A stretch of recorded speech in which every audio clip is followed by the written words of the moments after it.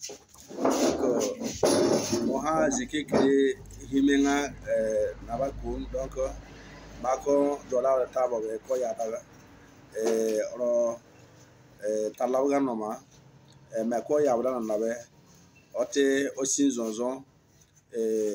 o kureze kribi di potare bisako kribe gotabe bisambolle kribe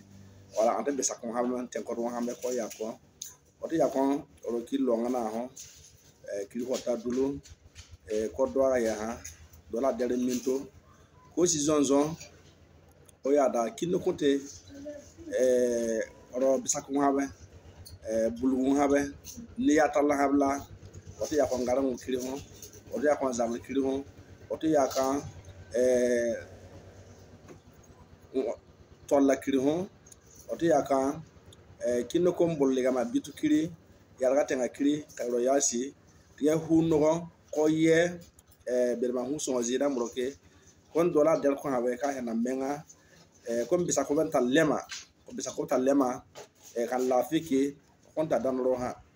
on so gelo so haba on siso o yaka diaspora we kili wona kala kan ya sina lu diaspora la le gile safi ya bre so so ya bi site ko se dan huno toroke ko yakoko ko kangara mbado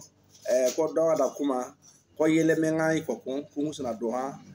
ko tala ballafe ko burkina ballafe ko bisa ko tala ha ballafe bota ya musa be ora bisako province hawe la province de Bisakula qu'il y ait la paix musta donoha musa $1 menga o jira mbro tomito amina.